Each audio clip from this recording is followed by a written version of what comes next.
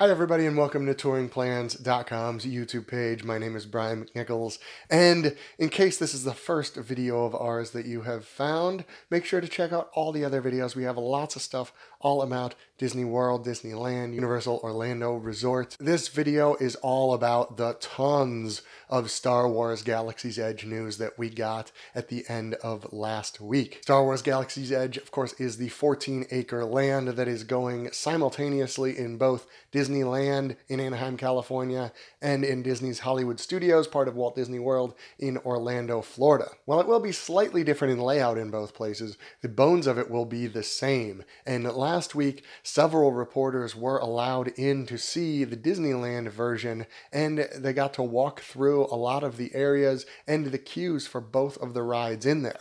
Now, of course, Touring Plans was not one of them, but I have read all the articles for the people that were, and if you want to hear directly from the mouth of someone who was there, listen to the Disney Dish podcast with Jim Hill. And you can find that at disneydish.bandcamp.com or wherever you find podcasts. And the wonderful Carly Weisel, who writes for Travel and Leisure, was there, and she talked to the boys through everything, and she said it was spectacular to see. It has gotten me so excited for the opening, which will be later this year. Disneyland's is scheduled to open this summer, late June, early July, in that range somewhere.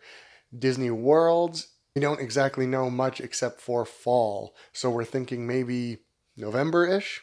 I don't know. If you are as excited as I am, you may want to rewatch all the Star Wars movies. Well, you're in luck.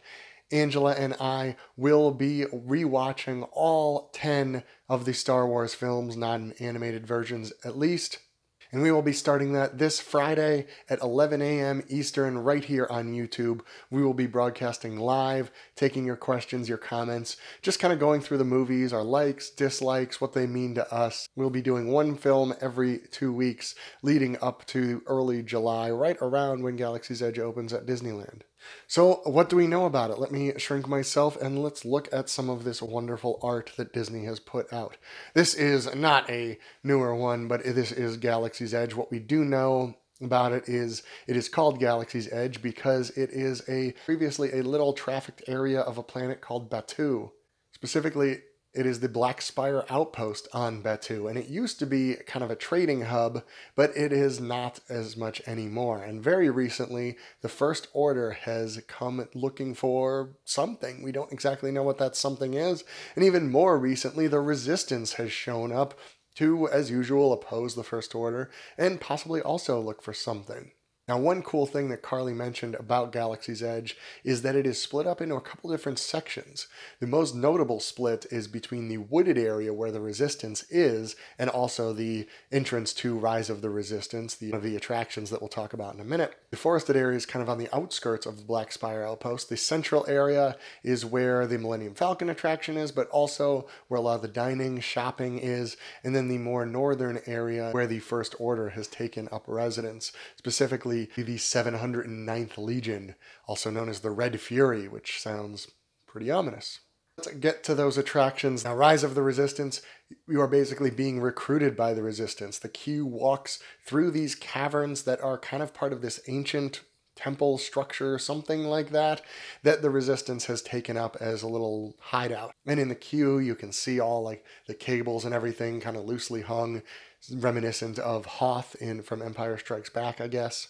And you can even see tracks on the ground for Resistance members, but also droids. And a fun story that I saw, they took a mold of one of the original R2-D2s, so it's actually R2-D2 tracks that are on the ground. Very cool thing to look for when you're there. So as you go through this queue, you get to the end where they break the groups up into 50 or so people onto a shuttle piloted by Neenub, and my pronunciation may not be great on that, but he is one that is co-piloting the Millennium Falcon at the end of Return of the Jedi with Lando Calrissian when they blow up the Death Star, and an animatronic version of him is your shuttle pilot. Now you are helping the Resistance here. You have already seen BB-8 and a hologram of Rey, Poe Dameron and his black X-Wing that you are supposed to be following out, and all of these are played by the original actors, by the way. They kind of grabbed them while they were filming Episode 9. Of course, as the shuttle starts to leave, something goes wrong. Now, you are still standing on this shuttle in a group of 50, but there are things happening. It is moving slightly. There are screens. You are caught in a tractor beam and pulled into a Star Destroyer. And when you step out, you are in this hangar that we have been looking at. The stormtroopers, a giant 100-foot screen, some animatronic stormtroopers, and a TIE fighter like the one that Finn stole when he escaped in The Force Awakens. And you will see Finn on this attraction, but that one we don't know exactly where, although I have an idea. From there, you are walked through the Star Destroyer and split up into even smaller groups and sent into a detention area. At some point, you find out some valuable information and are broken free. Is this where Finn comes in? We don't know, because we only know bits and pieces of what happens next. But then you board a smaller trackless vehicle and see many things, including full-size AT-ATs, all-terrain armored transports, I believe is what that stands for. And you can see in this picture even some of the vehicles that you are in groups of what looks like maybe 8, 10 at most. We also know you will encounter Kylo Ren. One thing we have also heard is that there is a drop. Most likely thing that we have heard is that you get into another sort of shuttle to escape, and it crashes and you kind of drop, and it crashes back onto Batuu, and that's how you are there when you exit the ride. And yes, this all sounds like a lot, and it is a lot. This seems like it's going to be a fairly long attraction. Of course, you could also consider the first part where you're standing on the shuttle and then walking in the detention center as kind of a very elaborate pre-show, and I think it basically is, but it really seems like it's going to feel like part of the ride, and I'm so excited for it. What I'm possibly even more excited for is Millennium Falcon Smugglers Run, and that is just because I've always loved the Millennium Falcon, as you can see.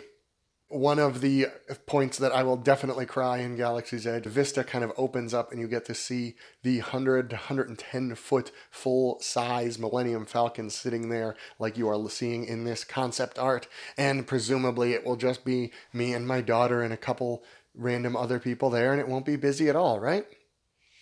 Sure. Millennium Falcon Smugglers Run is kind of a simulator, but this one is a little bit different than most, and I will explain that in a second. You enter the ride right here behind the Falcon, given a card that breaks everybody up into groups of 6. There are 6 in the cockpit, 2 pilots, 2 engineers, and 2 gunners. As you move through the rest of the attraction, you learn about Hondo Ohnaka, who is also a smuggler, although he would say businessman, and he has been given the Falcon to repair it, but has decided to use it for some missions he would like to run. Eventually you meet Hondo himself in the form of this very advanced animatronic that looks pretty cool. As he is recruiting you for this mission, you see on screens behind him the Falcon raising from its spot in front of the building here and coming around to a docking bay where you can get into it, which explains how you walk past it and also how you will pilot it. And from here is where the tears start again, because you get to walk through this hall, which just gives me a chill. It looks so much like the movies. And into this lounge, which all probably recognize if you have seen the original trilogy especially, or even The Force Awakens or The Last Jedi. This is where so much has happened. As you can see, features the Dejarik table, or hollow chess, where we all learned that it is not wise to upset a Wookiee. This is the room where Luke, with the blast shield down, was learning to use the Force with his lightsaber. It's amazing, and Disney was very smart about this. What they have decided to do here, instead of making it a traditional queue, is letting people kind of roam through here in small groups, take pictures, see things, touch things, and then they will get called using their group number that they were given when they enter the ride. You will see thousands upon thousands of Instagram photos of this room. And from here, you go into the actual cockpit, which again just sent a chill down my spine, where there are a ton of switches and buttons, and supposedly they look awesome.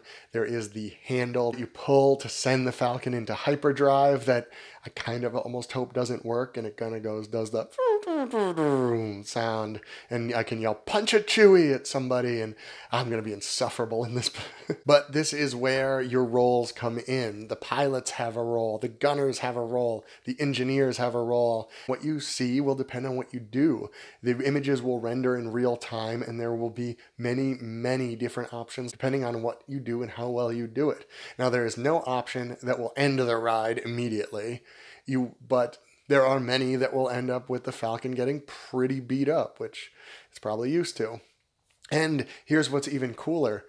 Your reputation will be based on how you do on this ride. So if you are talking to a cast member in Galaxy's Edge, they may bring up, oh, aren't you on the crew that crashed the Falcon?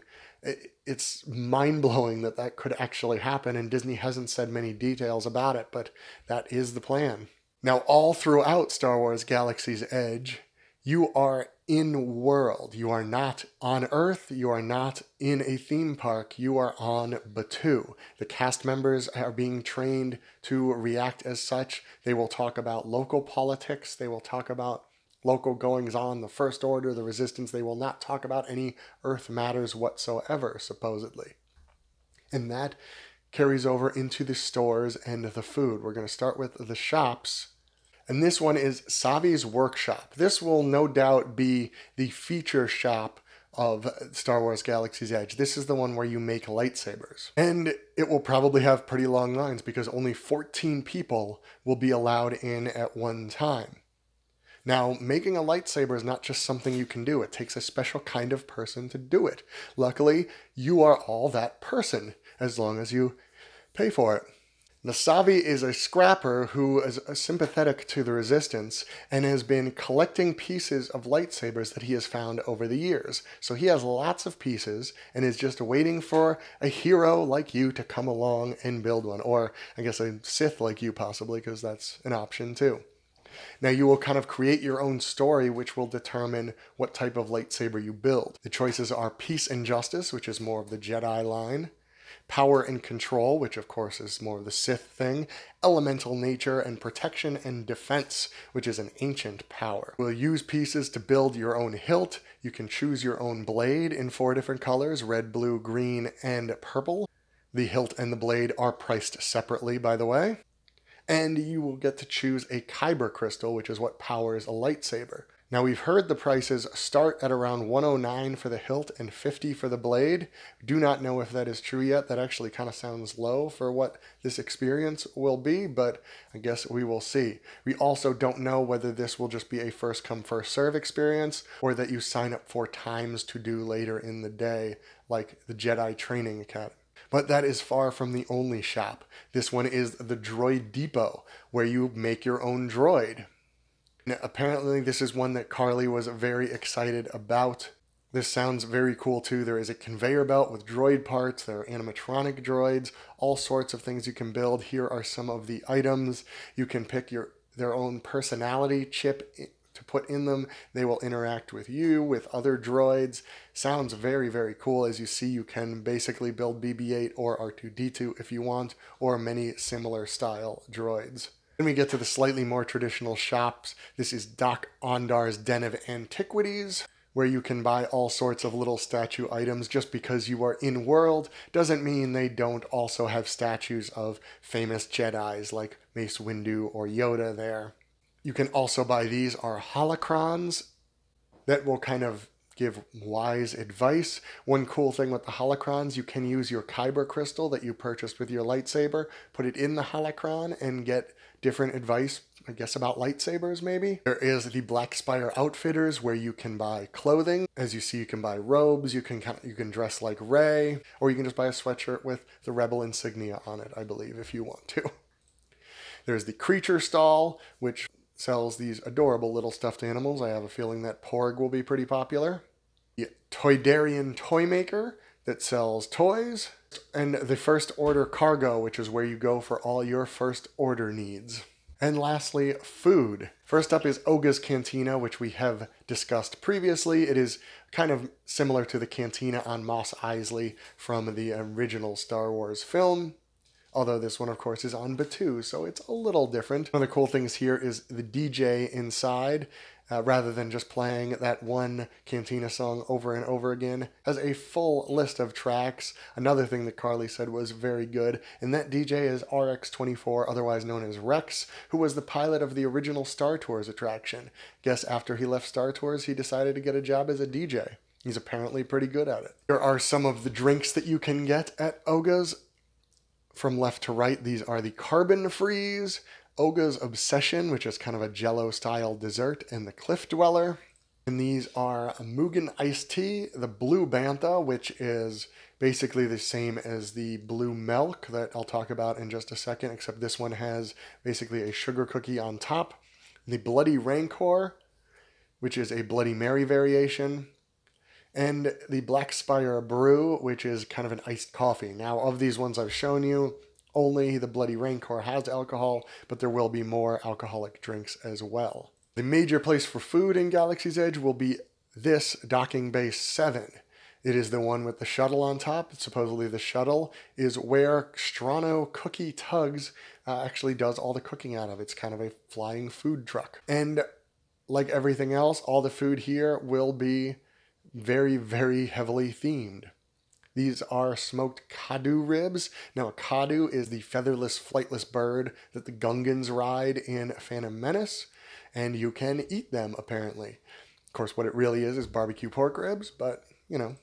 This is the shack roast. Shack is a roundish herd animal found also on Naboo, and what it really is a beef pot roast with cavatelli pasta. This one is the Ithorian Garden Loaf. Ithorians are kind of a hammer-headed looking creature that apparently don't necessarily eat meat, because this is totally meatless. And these are some desserts. These do not have a backstory as far as I know yet anyway. It is a raspberry cream puff topped with passion fruit and a chocolate cake with white chocolate mousse and coffee-flavored custard. And honestly, I'm not 100% sure which is which. Speaking of that blue milk, there will also be a separate milk stand where you can buy both blue and green milk, as both seen in A New Hope and The Force Awakens. No one really wants to drink milk in the hot sun, so these are dairy-free options. They are kind of like a smoothie or a milkshake texture thing, but totally dairy-free.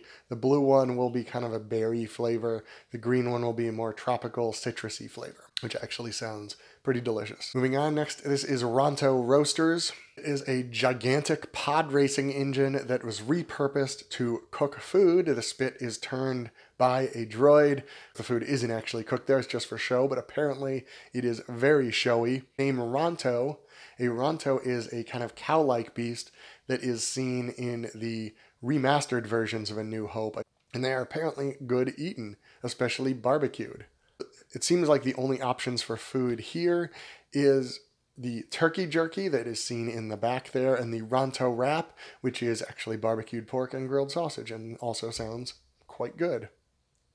Last and not least is Kat Saka's Kettle, which will serve what we would call popcorn. This is the Outpost Mix, which is kind of a sweet, spicy mix of popcorn. Don't really know that much about that. What I do know is I am incredibly excited for Star Wars Galaxy's Edge. Hopefully this has helped you get a little more excited too. It is happening this year. That is awesome.